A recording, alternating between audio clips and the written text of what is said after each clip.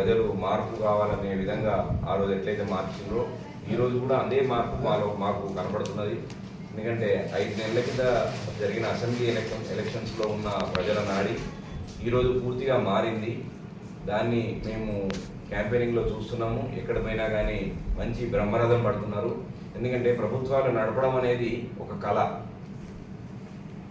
తప్పనిసరిగా ప్రభుత్వ అధినేత అన్ని రకాల అవగాహన కలిగి ఉండాలి. ఎక్కడ పని వస్తాయి, ఎక్కడ పెట్టాలి, ఎక్కడ ఏది అనేది అట్లాంటి అవగాహనతోని మా కేసీఆర్ గారు చేసిన. కాకపోతే కొన్ని పొరపాట్లు దొరికినాయి. అందువల్లనే ప్రజలు మాకు మార్పు చేయాలి అని తీరుగా పోయినరు. అది మా అధినేత గారు కానివ్వండి, కేటీఆర్ గారిని ఒప్పుకున్నారు. ఇప్పుడు ప్రతి ఒక్క ఈ గవర్నమెంట్లో ఏ విధమైన న్యాయం జరగట్లేదు ప్రజలకు. 6 హామీలు అన్నారు. అందులో ఒకటే ఒక హామీ ఇప్పటివరకు జరిగింది, బస్సు ఫ్రీ అనేది. అది కూడా బస్సులు ఉండవు, బస్సులలో ప్రయాణికులు ఉండరు. ఎక్కడి నుంచి ఎక్కడికి పోతున్నాయో బస్సులు తెలియదు. అసలు టోటల్గా అదొక స్కీమ్ను మేము సక్సెస్ చేసినాం అంటున్నారు. మిగతా అన్ని అంతకుముందు నడిచిన కళ్యాణలక్ష్మి ఆపారు, అంతకుముందు నడిచిన రైతు బంధు నిన్న మొన్న కేసీఆర్ గారు బయటకు వచ్చినాక ఇప్పుడు వేసారు రైతు బంధు. అంటే ఇప్పుడు ఈ నిన్న ఇవాళ ఇంత సడన్గా వాళ్ళకి మనీ ఎట్లా వచ్చినాయి అంటే వాళ్ళు కావాలని అట్లా ఉంచి అది ప్రజల్ని మోసం చేయడానికి అనుకోవాల్సింది. ఎందుకంటే నేను ఒక్కరోజు ఒక నైట్లోనే కోట్ల రూపాయల రైతు బంధువు వేసిండ్రు. ఎట్లా వేసిండ్రు అంటే అవన్నీ సడన్గా తెచ్చినాయి కాదు కదా. ప్రభుత్వ శక్తిలో ఉండి ఇప్పటి వరకు కేసీఆర్ దాటి తట్టుకోలేక ఈరోజు ఈ యొక్క రైతు బంధు వచ్చింది. అది మేము నమ్ముతున్నాం. ప్రజలందరూ అవి కేసీఆర్ వేసిన విధంగానే నమ్ముతున్నారని ప్రతి ఒక్కరు ఈ మధ్యన చెప్తున్నారు. ఎందుకంటే రైతు బంధు కాంగ్రెస్ గవర్నమెంట్ కాంచి సరిగా ఏనే లేదు. ఇప్పుడు కేసీఆర్ గారు బస్ యాత్ర మొదలుపెట్టినాక వచ్చినాయి కాబట్టి ఈ రోజున్న ప్రజలందరూ కేసీఆర్ వల్లనే ఈ రైతు బంధు వచ్చిందని మమ్మల్ని నమ్ముతున్నారు. ఆ విధంగానే ఈరోజు మమ్మల్ని ఆశీర్వదించే విధంగా ముందుకు వస్తున్నారు. కాంగ్రెస్ గవర్నమెంట్ వచ్చిన ఒక 1 మంత్ అన్ని రివ్యూలు అవన్నీ ముఖ్యమంత్రి గారు కానీ రివ్యూలు అన్నారు, అవన్నీ చేసిండ్రు. ఒక 1 మంత్ పరిపాలన చేసిన విధంగా కనపడ్డది. ఆ తర్వాత పూర్తిగా ప్రతిపక్షాలను తిట్టడం, అది అన్పార్లమెంటరీ లాంగ్వేజ్లా ముందే అటాక్ అవ్వడం, ఇవి తప్ప వేరే కార్యక్రమాలే లేవు. అన్ని రకాల ఈ యొక్క ప్రతి ఒక్క స్కీమ్స్ను ఆపేసి వాళ్ళు కొత్తగా స్కీమ్స్ మొదలుపెట్టినంటే అది లేదు. అన్ని ఏ విధమైన ప్రభుత్వ పాలనే లేకుండా ఈరోజు అరాచకంగా ఉంది. ఏ విధంగా ఇప్పుడు ప్రతి దగ్గర రైతులు గోసపడుతున్నారు. అన్ని నీళ్లు లేక ఎండిపోయి పొలాలు పొట్టకొచ్చి ఎండిపోయి ఈరోజు ఎన్నో రకాల ప్రకృతి వైపరీత్యాల వల్ల ఎంతో సఫర్ అవుతున్నారు. వీటన్నిటికీ టీఆర్ఎస్ ప్రభుత్వం చేసిన ఇవన్నీ మనకు చాలా మంచి చేసిన అనే విధంగా 10 ఏళ్ళు ఆ బాధలు లేవు. ఈరోజు సడన్గా వచ్చినాయనే విధంగా ప్రజల్లో మార్పు వచ్చింది.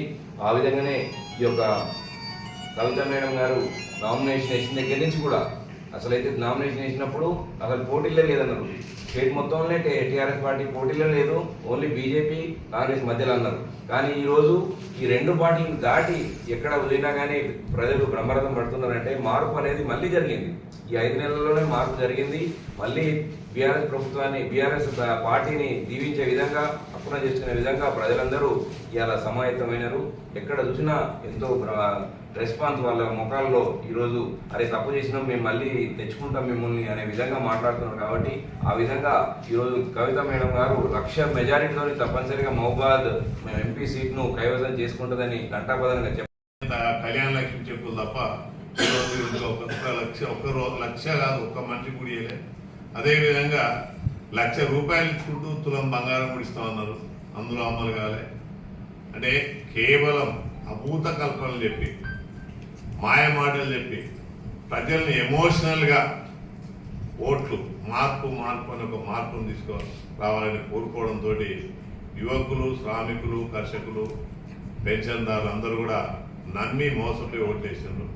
కానీ అదే రివేంజ్ తోటి ఈరోజు ఈ యువకులు కానీ ఉద్యోగ భద్రత అనేది ఉద్యోగస్తులను బాగా రెచ్చగొట్టి మేము రాగానే ఉద్యోగాలు కల్పిస్తామని చెప్పి, కానీ అదే యువకులు ఈరోజు రివెంజ్ తీసుకొని రేపు జరగబోయే ఎలక్షన్ 13వ తారీఖు నాడు మార్పు అన్నారు. అదే మార్పుని ఈరోజు ప్రజలు కోరుకొని రేపు కవితమ్మను అత్యధిక మెజార్టీతోటి గెలిపిస్తేందుకు మరి తెలంగాణ ప్రజలందరూ కూడా వాళ్ళు సాహసించి, అదేవిధంగా ఈ యొక్క కాంగ్రెస్ ప్రభుత్వం గెలిచినప్పటి నుంచి కేసీఆర్ను వ్యక్తిగతంగా విమర్శించడమే తప్ప మేము ఈ అభివృద్ధి చేస్తాం, ఇవి అమలు చేస్తున్నాం, ఇవి కంటిన్యూ అవుతాయి అనే హామీని ఒక్కడు కూడా అమలు చేయకుండా మాయ మాటలే చెప్తాను తప్ప మరి నిర్దిష్టంగా మేము ఈ రోజు వరకు ఈ కార్యక్రమాలు కంప్లీట్ చేస్తాం.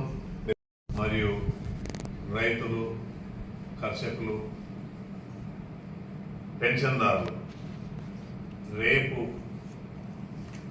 డిసెంబర్ 9వ తారీఖు అంటే ఫస్ట్ ప్రభుత్వం ఏర్పడంగానే ఫస్ట్ మీరు ఇప్పటి నుంచి పెన్షన్ తీసుకోకండి, అదేవిధంగా బ్యాంకు లోన్లు తీసుకోకండి, కౌలుదారులు మీరు రెడీగా ఉండండి, గృహలక్ష్మి కింద 2500 ఈ విధంగా రేపు మేము ప్రమాణ స్వీకారం చేయగానే